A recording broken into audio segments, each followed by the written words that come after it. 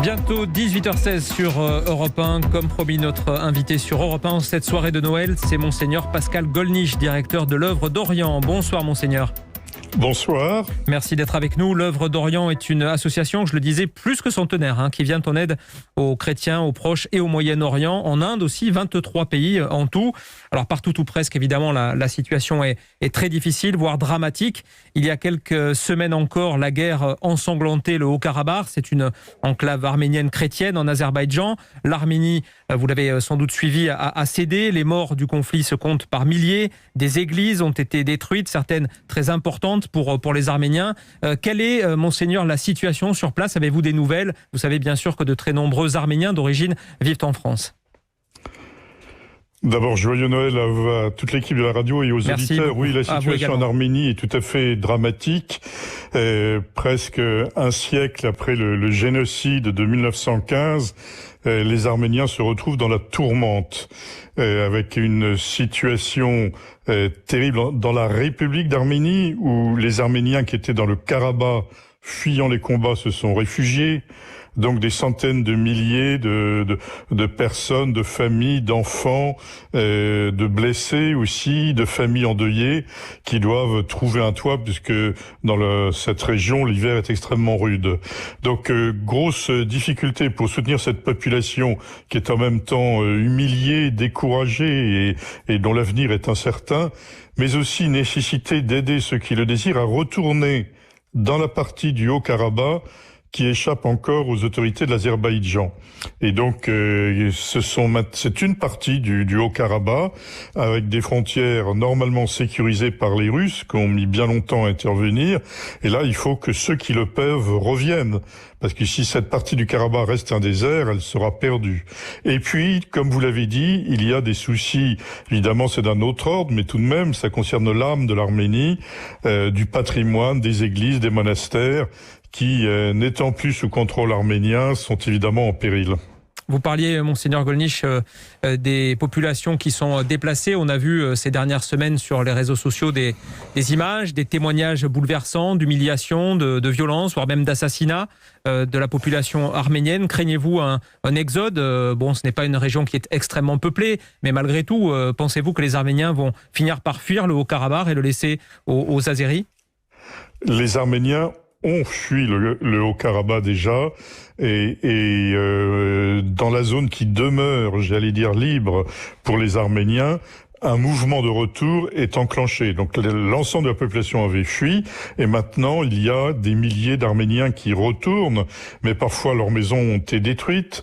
Évidemment, l'économie est par terre, donc il faut pouvoir les nourrir, mais il faut qu'ils puissent revenir chez eux. Vous savez, l'Œuvre d'Orient, vous avez la gentillesse de le dire, nous existons depuis 160 ans. Nous voulons aider les chrétiens d'Orient qui le souhaitent à rester sur les terres qui sont les leurs, et donc les chrétiens arméniens doivent pouvoir rester dans un Haut-Karabakh libre et arménien. Autre pays historiquement proche de la France, Monseigneur Gollnisch, récemment frappé par un drame terrible, le Liban, bien sûr, cette explosion sur le port au mois d'août qui avait fait près de 200 morts, détruit une partie de la ville. Le Liban est aujourd'hui un pays en crise très profonde, la population souffre. A-t-elle eu le cœur à fêter Noël malgré tout? Je rappelle qu'environ la moitié des Libanais sont chrétiens. Vous savez, ce qui est terrible au Liban, c'est que les responsables politiques, malgré notamment tous les efforts de la France et tous les efforts du pape, n'arrivent pas à se doter d'un gouvernement. C'est quand même pitoyable. Depuis l'explosion dans le port de Beyrouth début août, vous vous rendez compte que ce pays n'a toujours pas de gouvernement. Ça veut dire aussi qu'aucune décision sérieuse ne peut être prise. Ça veut dire que l'économie reste à terre. Donc évidemment, les Libanais sont dans l'horreur. Mais vous savez, Noël, c'est dans la nuit que ça se célèbre. C'est une lumière qui surgit dans la nuit.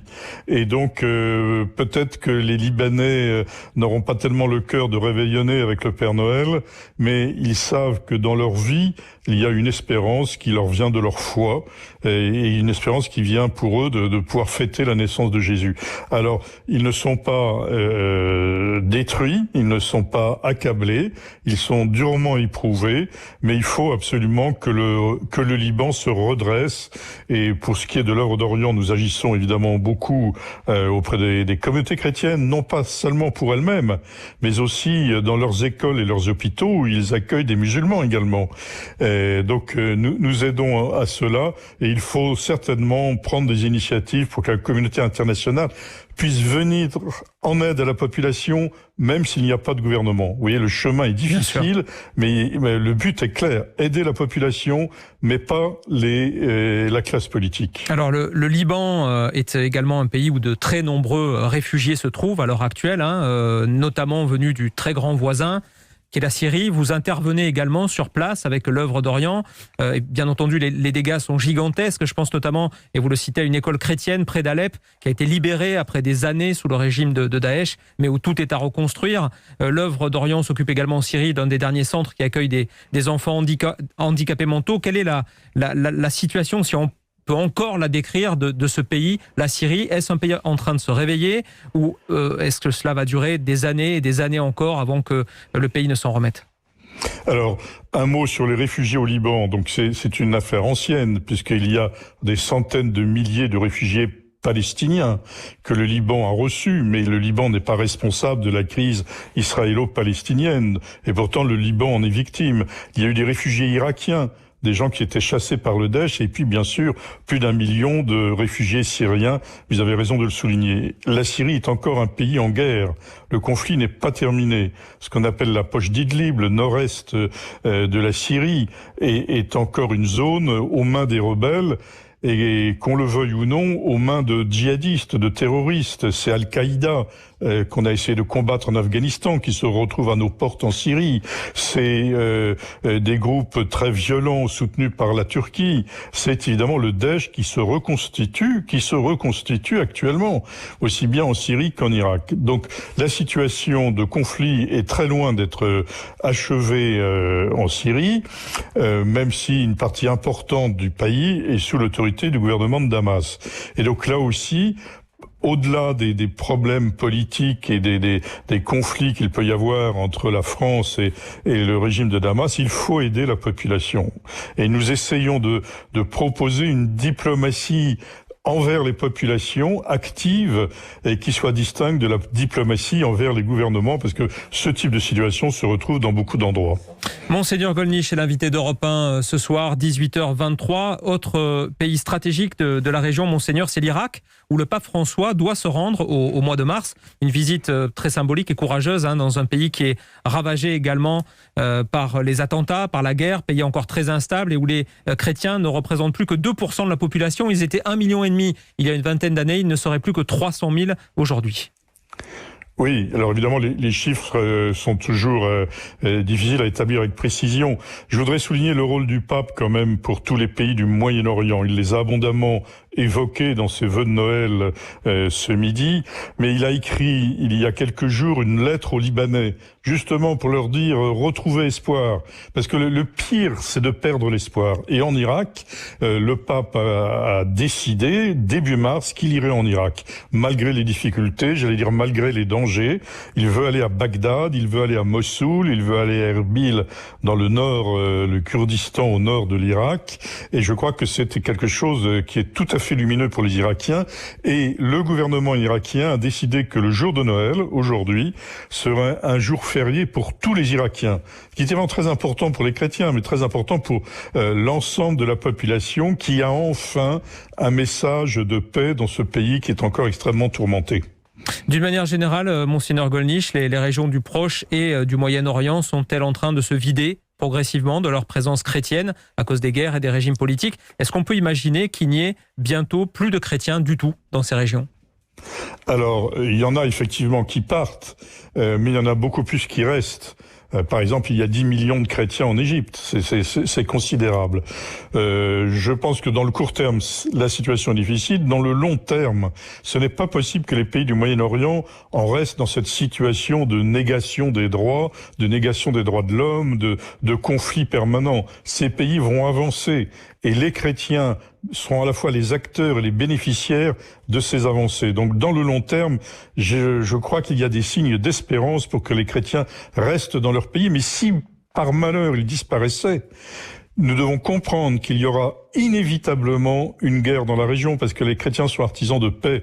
Ce sont des minorités qui font avancer la cause des droits de l'homme et de la citoyenneté. Si les chrétiens disparaissent du Moyen-Orient, ce sera dans les années qui suivront une guerre au Moyen-Orient et je pense que nous comprenons que l'Europe n'en sortirait pas indemne. Oui, et d'autant qu'il faut rappeler, Monseigneur Gollnisch, que le Proche-Orient dans son ensemble, aussi les rivages de la mer Noire, sont des terres chrétiennes fondamentales, originelles, les terres des premiers chrétiens. C'est ce que vous rappelez d'ailleurs dans votre ouvrage « Chrétiens d'Orient, résister sur notre terre ». Vous avez de très bonnes lectures, mais oui, c'est vrai, notre civilisation tout de même vient de là, les trois monothéismes viennent de là, et puis c'est la civilisation méditerranéenne à laquelle nous appartenons. C'est vraiment notre culture, notre civilisation qui est en jeu. Nous ne pouvons pas imaginer une guerre ou des violences sans fin au sud et vivre dans la paix tranquillement au nord. Ce ne sera pas possible. Et comment voyez-vous la cohabitation, Monseigneur Gollnisch, entre les différentes religions dans cette région? Vous pensez qu'il y a encore un dialogue qui puisse être instauré, qui puisse fructifier dans les années qui viennent?